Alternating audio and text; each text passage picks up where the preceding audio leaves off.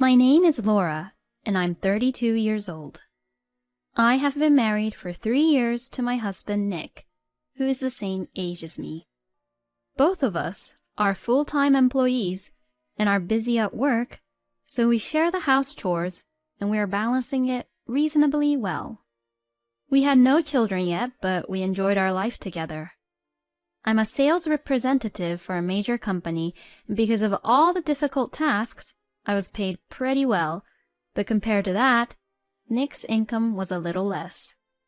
But I respected Nick for doing what he loved and his motivation as well as his pride toward his work. Nick was often away from home as his hobby was fishing, but I could forgive him if I thought that he needed it to take a break from work.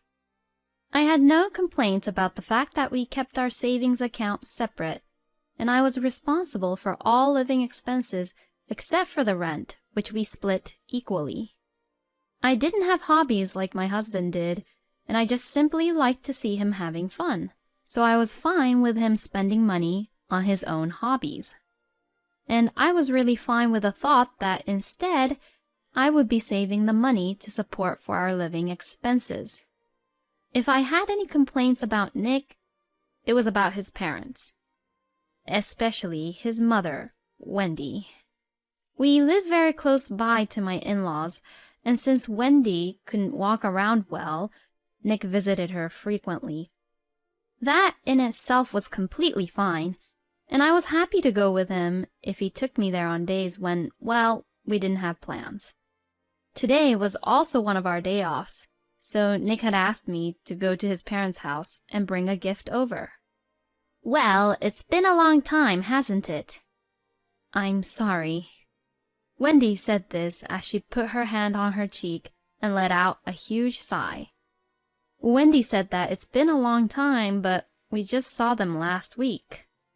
Well, I guess she said that because Nick was the only one who visited them last week because I had to go into work on my day off, as it was urgent.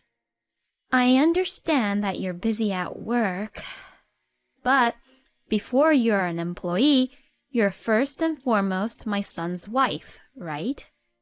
Well, yes. Every time I see her, Wendy sarcastically talks to me like this. She doesn't like the fact that I work hard and earn more money than Nick. A woman is supposed to support her husband. It's disgraceful for a woman to work so hard. Wendy says these things, and she also says that Nick is humiliated because of how hard I work at the company. Oh, Mom, stop it. Laura and I both discussed about this on our own already. Oh, really? Well, if you say so, then there's nothing we can do about it. It was a regular occurrence that Nick would end up stopping Wendy from criticizing me. I think Wendy, who has always been a housewife, doesn't like me working so hard at the company and will never understand my feelings. I'm really sorry. On the way home, Nick always apologized to me. It was terribly stressful to be criticized and be lectured by Wendy every time. But I managed to put up with it because Nick always defended me and apologized to me as he was worried about me. Hey, it looks like you didn't put in this month's rent. When I checked the bank book after work, there was no money put in for the rent. This means that I can't withdraw the money to pay for the rent. I asked Nick if he had forgotten to put the money into the account this time, as he usually puts it in himself once he receives his salary. I don't have enough money this month. Again? This happened often. He probably bought something and then ran out of money and wasn't able to pay even half the rent. When I sighed in dismay, Nick just laughed to cover it up. Sorry, please just pay it this time. He said it as if it was no big deal. I can understand if it just happened only once or twice. I know that there are times where he wants to buy something that's expensive, but... Hey, you did this last month too, you know. Well, a limited edition fishing rod just came out. You said the same thing last month though, right? Even if you wanted to buy one, couldn't you have at least discussed it with me beforehand? Even though we have our own separate accounts, if he can't even pay the amount he's supposed to pay, then that's out of the question. Nick only gets to pay half of the rent, and if he couldn't even pay that, I have to bear all the rent, plus the living expenses. I definitely can't do that on my own. Ugh, just stop nagging me. He interrupted me saying that, as I was hoping he would understand my point, but he just let out a huge sigh. Nagging? I understand that this can happen from time to time, but I only said that because we decided to pay the rent together. I was a little bit concerned about how he usually spent his money, but I didn't really confront him about it before, not even once. If anything happens, you mention money, money, money for everything. Aren't you too obsessed with money, Laura? I was so shocked when he said that to me. How can you say that? But we can't live here if we don't pay the rent, right? Talking about money all the time is disgraceful. What? Disgraceful? That's what Nick had said to me. Why would he say such a thing? I knew that Nick didn't care much about money, and that was one of the parts I liked about him. So, even if he didn't save much money, I thought that it was fine if I saved money instead, and I thought that it was completely fine if I was the one who was managing the family finances. And to him, that's a disgrace. Seeing me not saying anything, I guess Nick thought that I couldn't say anything back to him, and he let out a sigh while saying this. I mean, I knew you were like that for a while, but like my mom says, women are usually supposed to stay at home and support their husbands. What? If you don't support me for being your husband a little, you're the one who's going to be embarrassed later on, okay? As Nick says that, he looks down at his phone. I had nothing more I could say to him. Nick had always apologized to me that Wendy's thoughts were old-fashioned and that she didn't understand me. But in the end, it all comes down to that idea? What does my husband mean by supporting him for being my husband? Is it to support the family finances silently? I'm home. Welcome home. I came home late one day because of work, and Wendy had welcomed me back home. What? Wendy? I didn't hear that she'd be coming over. I looked at her all confused as she took my bag and went inside the living room. I was speechless after seeing the living room. What's this? The living room was so crammed with cardboard boxes and packages that were not there in the morning, and I couldn't step around anywhere. Not only my mother-in-law, but also my father-in-law were there. My husband was laughing goofily watching the TV and drinking beer. Hey, what's this all about? Don't talk in a loud voice. Hey, what is this? I was confused, and Nick frowned. My mom and dad moved in today. They moved in? To our house? I had never heard about anyone moving in, and Nick didn't even mention anything about this in the morning either. My mother-in-law, without any care in the world, is smiling and began to unpack her stuff. Hey, I didn't hear anything about them moving in with us. Mom can't walk well anymore. I mean, she can still walk a little bit, but it's hard to make a living for her on her own, isn't it? But we have an extra room at our house anyways, so it's okay. It would be better for you to live with Mom too, so this shouldn't be a burden for you. Yes, I'll help you out with the housework, and it's better for you because you're always busy with work. I guess they all really don't care about me anymore. I told my husband that I didn't want to live with them, but he didn't seem to listen to me at all, and more than anything, seeing Nick being like this, I almost began to cry. We went through the trouble of renting a larger house in order to have more room for our baby in the future, but I had never thought that our family would grow in this way. The days living with Nick's parents were hell. Nick's parents, who had taken over the room, I had left empty for a future baby walked around the house like they owned the place. My favorite sofa and dining table were no longer available for me to use. I was told that wives are to do her chores and are not even allowed to sit down. The only time I could sit down was when everyone was asleep and I was alone. Eating the leftovers all alone brought tears to my eyes every day. What am I doing? How did this even happen? My in-laws never paid for anything, and when I asked them for financial support, they said, "You're earning a lot, but you're frugal with your money. Are you trying to take our own pension money?" and would yell at me. When I consulted Nick, he looked at me with dismay. "It's fine, it's just money. Mom is doing housework, so they're helping you, right?" Wendy would say that in the end, her feet and legs hurt when there were places to clean and cook and washing the dishes, so I had to do it all in the end. She did the laundry, but I didn't want to put my clothes in with my in-laws.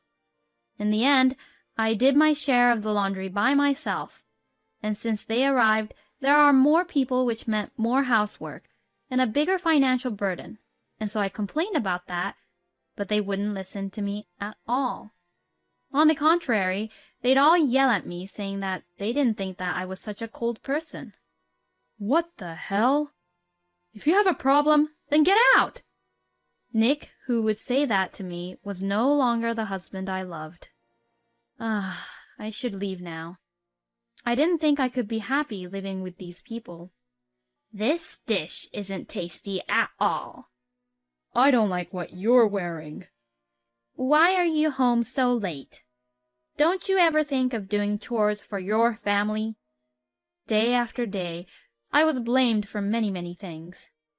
I got used to seeing meals thrown away without being touched, and personal belongings that had been in my room somehow ending up in the garbage before I knew it.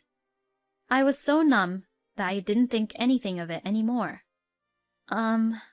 This month's living expenses. You're still talking about that? You earn a lot, so you should do it. But my credit card is also being used without my permission, right? Is this all because of you, Wendy? I only borrowed a little. I'll pay you back someday. Wendy snickered when I showed her the detailed statement. I don't know what she spent on, but how could she spend nearly $5,000 in 1 month? Well, Wendy did admit to using my credit card without any permission. And even if she didn't, there are a lot of branded goods in her room that she obviously bought with my credit card, so I guess she couldn't get away with it. Nick knew about this, but he didn't say anything. He no longer does the house chores that we shared to do when we lived together, and he doesn't even want to look at me. But I won't let that happen forever. That's enough. The next day, after my lawyer called me and told me that, I told the company that I would take a paid leave, and after I left the house, I returned with the movers and their truck. What about work? Wendy, who was the only one left at home when I returned, asked me curiously. She looked at me and at the movers who were behind me and looked confused. Excuse me, but we might be a little noisy. Huh? Who are those people? Well then, please start your work. Ignoring Wendy, I told the 3 staffs from the moving company who were behind me. I walked past Wendy, who was taken aback by what was happening, and led them to my room. Please take everything out of here. All right. I watched them with a refreshed feeling as the 3 of them quickly packed up my stuff and carried them out of the house. If only I had decided to leave earlier, I would have been out of this hellhole by now. Hey, what are you doing? I won't let you get away with this. Wendy was yelling at me, but when I ignored her, she started to call someone. It could have been Nick or my father-in-law, or both. I don't mind if she calls them, though. I'm sure it will all be over by the time they get back here. Wendy complained and tried to get the movers to stop, but of course, she couldn't stop them. "Oh, sorry, this is the last one." After they had moved out most of my things in the room, I asked for one last thing to be moved and turned to Wendy, who had been nagging me the whole time. "I'm leaving." "Huh? Will you please give this to Nick?" Just as I was about to hand the envelope to Wendy, the front door opened. I saw Nick, who had rushed in. As I had expected, Nick had returned after all the moving work was done. The movers had completed their work in just half an hour. "What the hell?" Nick looked at my empty room and was speechless, and then he glared at me. "What the hell do you think you're doing?" "Well, you came just in time. I'll just give this to you." Ignoring Nick's angry face, I smiled and handed him the envelope. My husband was taken aback, and when he saw what was inside the envelope, he was so shocked. "Divorce papers?"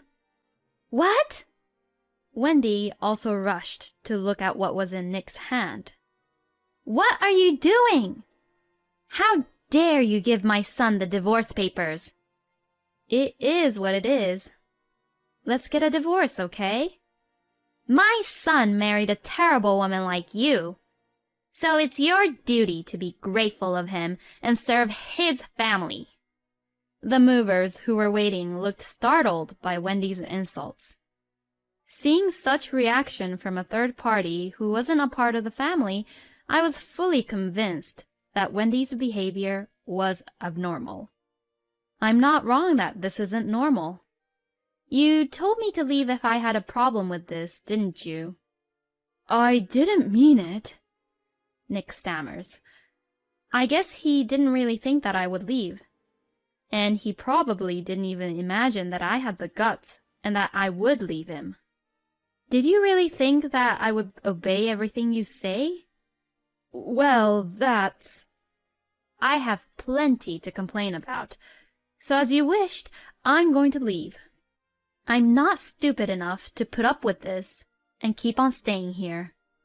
I said this to Nick, who looked stunned, and finally left the house with the movers.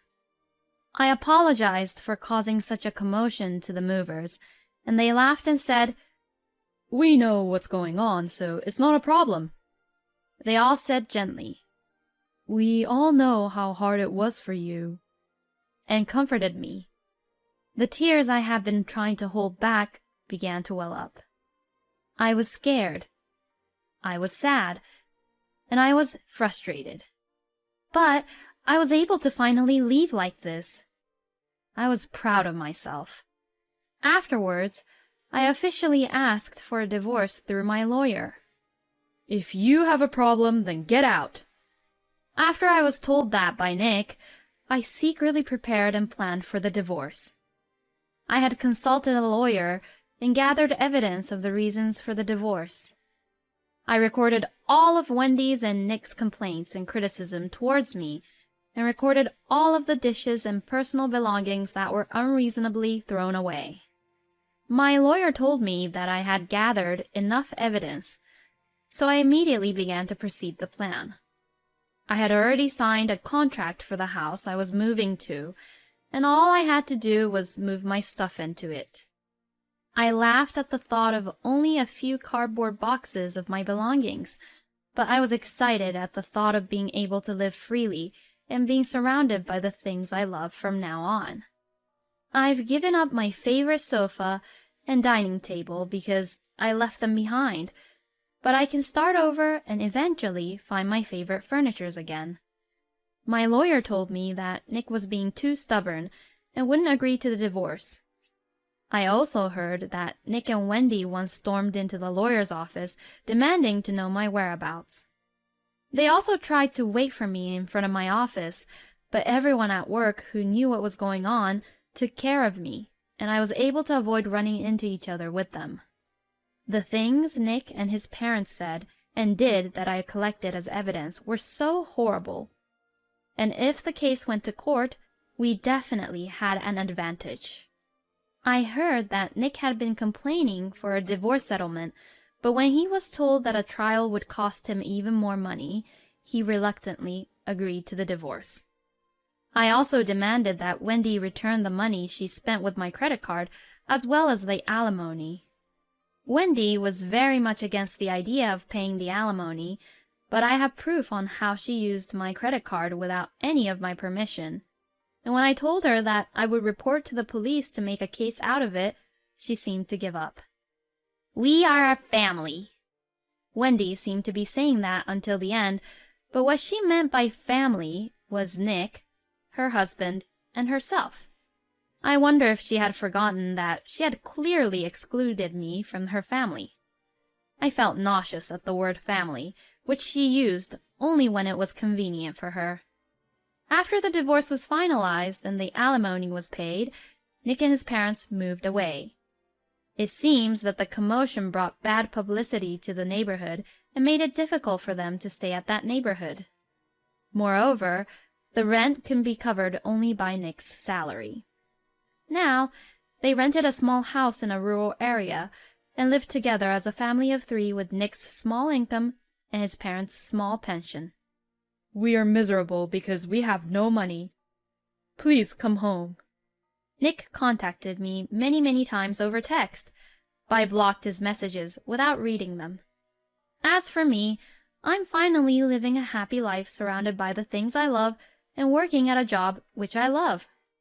I don't have to worry about people throwing things away without my permission. I don't have to worry about people always complaining about me. It really is a comfortable life. There is a colleague at work whom I am interested in. We are both busy, but he's kind enough to say that we should go at our own pace. I know I've made many mistakes previously, so it's okay to take my time. Because he understands that, he says that he'll wait until I could trust him. We are both independent and are able to support each other. I will live my life with a person like him because I know that we both can have a good, happy life with each other.